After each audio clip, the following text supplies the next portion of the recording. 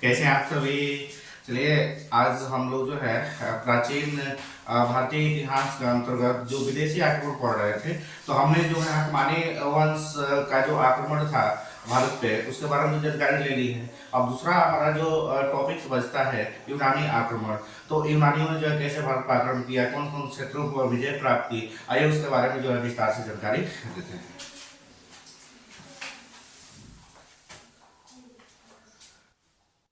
भारत पर विदेशी आक्रमण।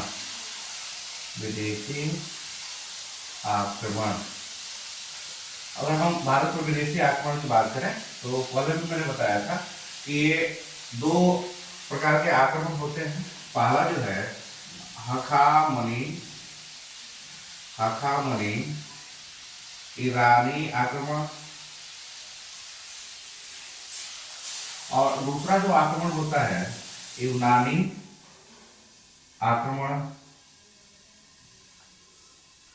तो हाखामनी ईरानी आक्रमण के बारे में तो हमने जानकारी ले ली है। अब अगला जो है हमारा बचता है यूनानी आक्रमण। तो आइए यूनानी आक्रमण के बारे में जानकारी लेते हैं। यूनानी आक्रमण,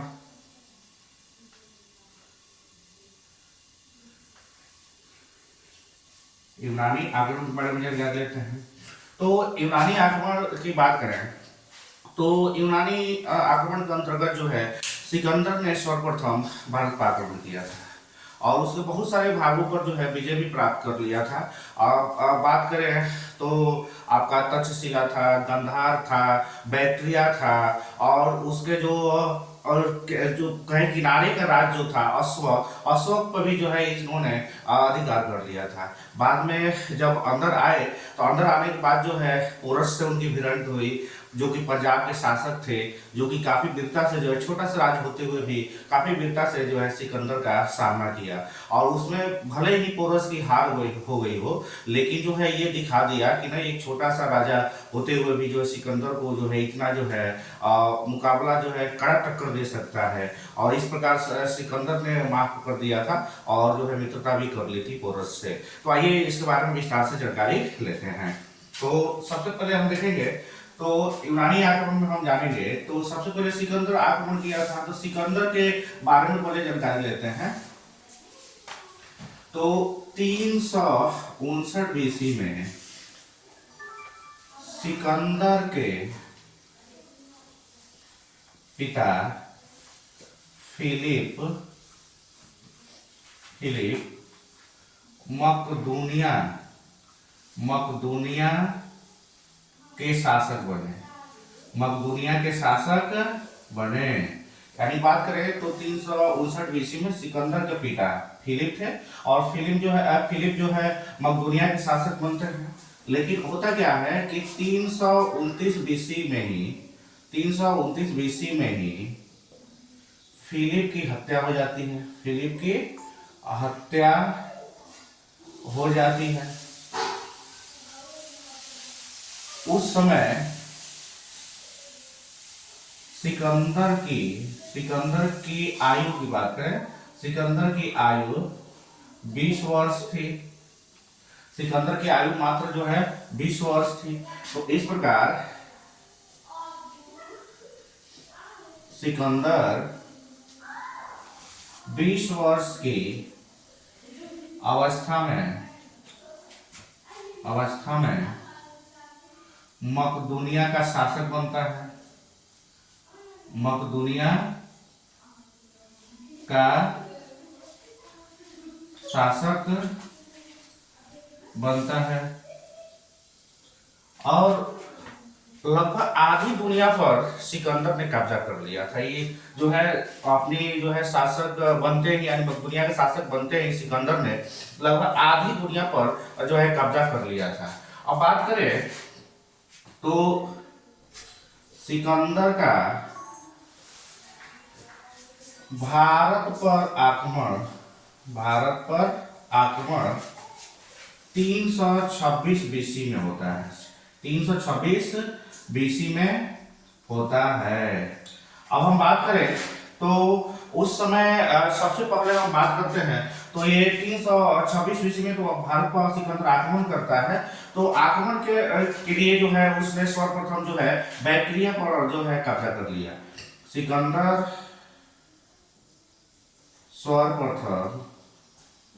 सर्वप्रथम बैक्टीरिया, जो कि बल्ख अफगानिस्तान में है, वर्तमान में अफगानिस्तान में है, बल्ख अफगानिस्तान पर कब्जा कर काबुल को जीतते हुए, काबुल को भी उसने जीत लिया था, और जीतते हुए जो है हिंदकुश पर्वत या दर्रा,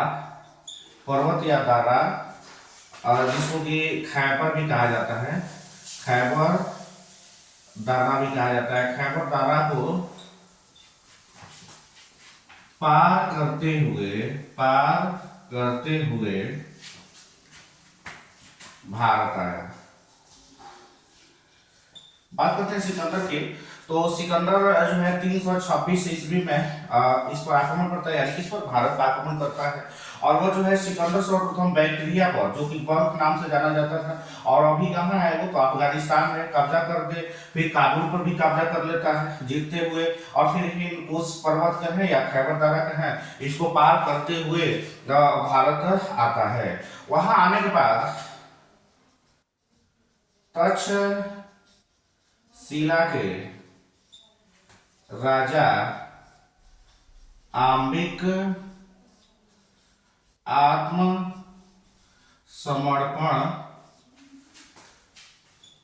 कर स्वागत करता है। देखिए यही जो है, आप देख जो है किसी भी देश की अगर हार होती है तो उसमें किसी न किसी गद्दार का नाम आता ही है। तो अगर हम बात करें तो जब सिकंदर यहाँ पर भारत में प्रवेश कर रहा था, तो ये जो है इसके किनारे वाला राज था तक्षशिला, तो अब उसका राजा कौन था, आम्बिक था। आम्बिक ने जो है तुरंत आत्मसमर्पण कर दिया और हथियार डाल दिया उसके सामने, सिकंदर के सामने, और जो है स्वागत किया। बताइए, स्वागत किया। उसके बाद हम बात करें सिकंदर ने भारत के सीमा के किनारे वाले एक छोटे से राज अश्वक पर आक्रमण किया। अब अशोक पर आक्रमण किया। जब यहाँ पुरुषों की कमी हो गई, यानी बहुत सारे पुरुष इसमें मारे गए। जो छोटा सा राज था तो बहुत सारे जब पुरुष इसमें मारे गए, तो तब यहाँ की स्त्रियां युद्ध में भाग ली, लेकिन सिकंदर ने इन सभी स्त्रियों का कत्ल करवा दिया। यानी बहुत ही ब्रह्मी से जो है सिकंदर ने जो है इस स्त्रियों को भी मारवा डाला। इस युद्ध में जो है सभी मारे गए। बात करते हैं तो तक्षशिला पर जो है यहीं से जो है दिक्कत होती है। आम्बिक आत्मसमर्पण करते हैं, स्वागत करते हैं, और उसके बाद से जो है ये आगे जाते हैं अश्वक। तो अश्वक एक छोटा सा राज्य हुआ करता है, उस पर भी जो है सिकंदर की सेना धावा बोल देती है, आक्रमण कर देती है, जिसमें लगभग पुरुष मारे जाते हैं। तो वहाँ की स्त्रियां जो है कदम उठाती हैं अपने देश को बचाने के लिए, राज्य को बचाने के लिए, लेकिन उसमें भी सभी स्त्रियों को सिकंदर बराबर अभी से जो है मार देता है। चलिए इसको उतार सकते हैं, फिर आगे हम देखते हैं।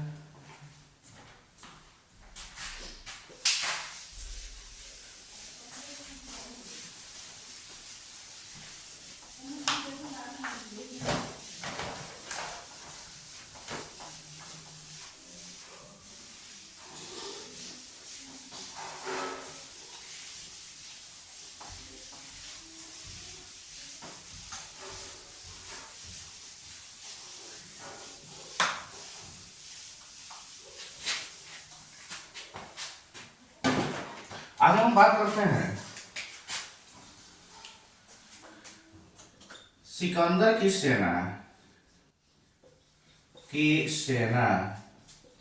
पंजाब, जो कि पंजाब किसका किसका क्षेत्र था, तो ये पंजाब की बात करें तो यह झेलम और चेनाब का क्षेत्र था। पंजाब झेलम प्लस चेनाब का क्षेत्र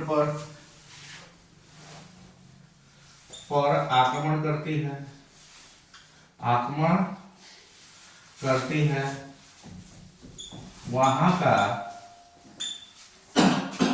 वहां का राजा पोरस थे।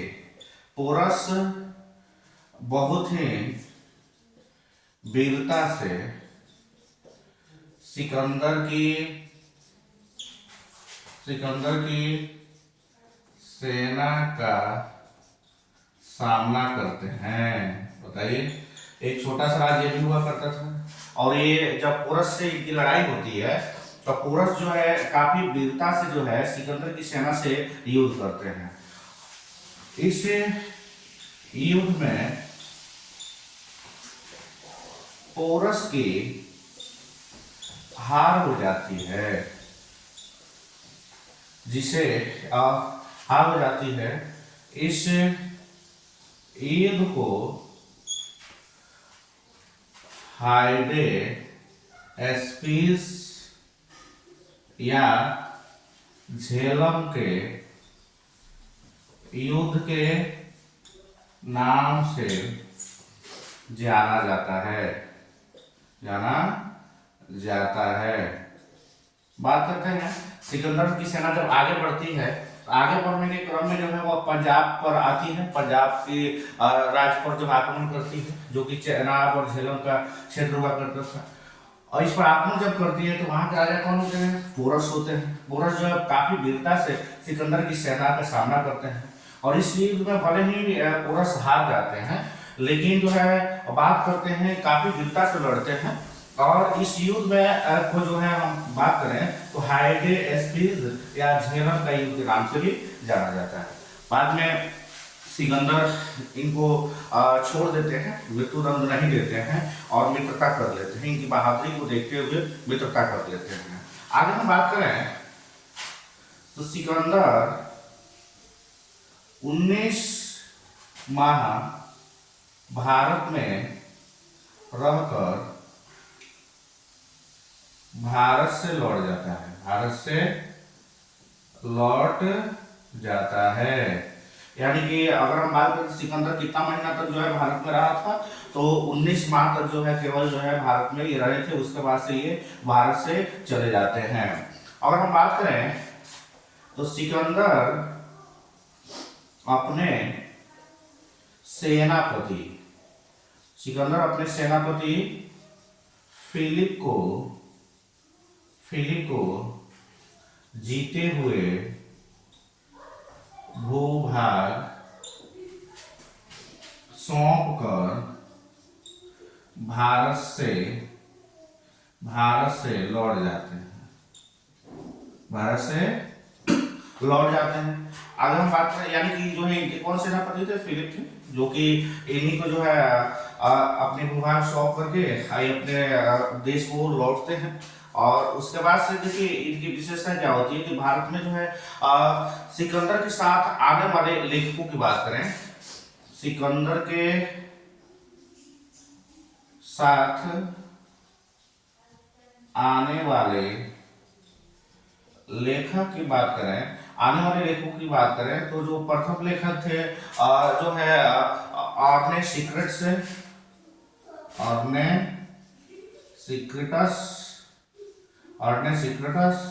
और उसके बाद से हम बात करें तो नियार्कस, और तीसरे की बात करें तो अरिस्टोबुलस थे। यानी बात कर पहले अपने सीक्रेट्स आए थे इनके साथ में, फिर नियार्कस की बात करें ये भी आए हुए थे, अरिस्टोबुलस थे। यानी कि आने वाले लेखक थे ये लोग, जो है इनके बारे में जो है गणना करके लिखते थे कि इनकी सेना कितनी जो है बहादुर है, कैसे काम करती है। अगर आप बात करें तो सिकंदर ने दो नगरों की स्थापना किया थी, दो नगरों की स्थापना की थी। अगर हम बात करें पहला नगर की, तो निकाया नाम था। पहला अगर नगर की बात किया जाए तो निकाया था, और दूसरे अगर हम नगर की बात करें तो बहु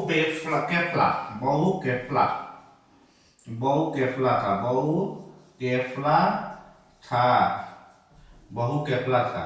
अब देखिए निकाया जो है अपने विजय को उपलक्ष्य में नगर बसाया था, विजय के उपलक्ष्य में। और बात करें बहु केफला का, तो यह अपने प्रिय घोड़ा के नाम पर, यानी बात करें उन्होंने सिकंदर की बात करें तो उन्होंने दो नगर बसाया था। दो नगर की बात किया जाए, पहला निकाया है, दूसरा बहु केफला है। और निकाया की बात करें तो ये अपने विजय के उपलक्ष्य में इन्होंने जो है नगर की स्थापना किया था। दूसरी बहु केफला की बात करें तो ये अपने प्रिय घोड़े के नाम पर जो है इस तरह का नगर का जो है निर्माण कराया था। तो आगे फिर देखते हैं, पहले इसको उतार सकते हैं।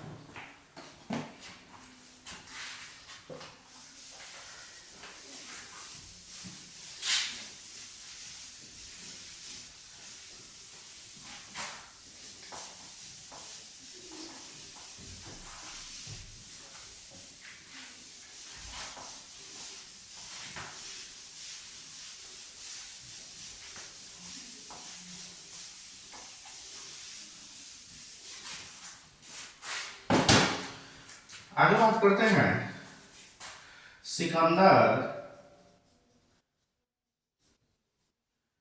325 BC में भारत से लौट जाते हैं और 323 BC में बेबीलोन एक ऐसा जगह है, बेबीलोन में सिकंदर की मृत्यु हो जाती है। देखिए बात करते हैं कि इन्होंने सिकंदर के मौत के बारे में बात किया जाए तो काफी रहस्य वाली बातें आती हैं सामने, क्योंकि कुछ लोग ऐसे, कुछ इतिहासकार ऐसे बताते हैं कि सिकंदर को उनके ही सहयोगियों ने खाने में जहर दे दिया था, जिससे जो है वे कोमा में चले गए। और कोमा में चले गए तो उस समय तो, अब इस समय मान लीजिए कि कोमा में कोई जाता है तो फिर उनका इलाज किया जाता है और उसका पता नहीं चलता है कि कब जो है फिर होश में आएंगे। लेकिन पहले जो कोमा में लोग चले जाते थे तो लोग यही समझते थे कि जो है अब ये मर गया है, तो इसलिए जो है ये कोमा में चले गए थे। और जब कोमा में चले गए तो ये ले आकर के इनके जो सहयोगी थे इन लोगों ने जो है दफना दिया, मिट्टी में गाड़ दिया। और कुछ दिनों के बाद जो है फिर जो है पता चला कि वो कई सालों तक जो है वे जीवित थे, यानी उनका शरीर जो है गर्म था। यानी मरने के बाद शरीर ठंडा हो जाता है, लेकिन इनका शरीर क्या था, गर्म ही था। अगर हम बात करते हैं सफलता के कारण का, अगर भारत पे सिकंदर का भारत पर सफलता का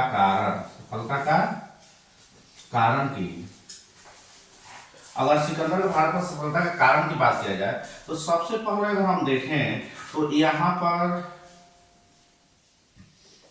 पर कोई केंद्रीय शक्ति नहीं थी। और हम बात करें अगला जो है, अगर बात करें डॉक्टर हेमचंद्र राय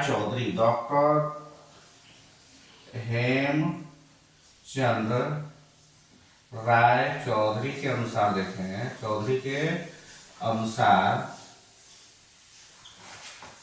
उस समय भारतवर्ष के 28 राज्य स्वतंत्र थे और इनमें कोई भी केंद्रीय शक्ति नहीं थी जो कि नहीं थी जो कि ये रक्षा कर सके। आगे हम बात करते हैं तो ये और भी इसके कारण थे, इसके सिकंदर की सफलता के और भी कारण थे। तेज तर्रार सेना तथा घोड़ा, यानी कि सिकंदर की सेना में जो घोड़ा थे काफी तेज तर्रार थे, सेना भी काफी तेज तर्रार थी। और अंतिम जो है बात करें तो सबसे मुख्य तो यही आते हैं, ये आंबिक जैसे गद्दार का साथ देना। यानी कि अगर देखें तो सिकंदर भले जो है लेकिन पूर्ण रूप से भारत पर विजय तो प्राप्त नहीं कर पाए और उनकी सेना जो है वापस चली गई। और ये वापस जाने का भी कारण था, जब ये आगे बढ़े तो ब्यास नदी काफी जो है बड़ी थी और ब्यास नदी को इनकी सेना जो है पार करने से जो है डगमगा गई कि अब नहीं आगे जा सकते हैं। और वहीं से ये सिकंदर की सेना जो है 325 BC में जो है वापस लौट गए। लेकिन अगर बात करें तो ब्यास नदी पार करके जाने के बाद जो है इनकी भिड़ंत जो है मगध से होती। और उस समय मगध का जो सबसे शक्तिशाली बात करें तो पूरे आसपास के आर्यावर्त देशों में जो है सबसे शक्तिशाली राज्य जो है मगध हुआ करता था। और मगध से जो है जब उनकी भिड़ंत होती तो निश्चित है कि कुछ और ही परिणाम आ सकते थे, क्योंकि मगध की सेना में जो है हाथी थे, बहुत सारे जो है घोड़े थे और देखे रथ था और कुशल रथ था। तो ये सारे जो है पहली बार जो है सिकंदर को जो है सामना करना पड़ता है हाथी से, जो कि हाथी आप जानते हैं कितनी दमदार होती है। आगे हम बात करते हैं, आगे हम बात करें तो ये यूनानी आक्रमण से तो आपका जो है ये सफलता का कारण हो गया। लेकिन अगर हम बात कर रहे हैं इसका फायदा क्या होगा, यानी कि प्रभाव क्या पड़ा, इसका प्रभाव की बात करें भारत पे इसका प्रभाव क्या पड़ा, तो प्रभाव की बात करें तो सबसे पहले क्षत्रप प्रणाली यहाँ पर देखने को मिली।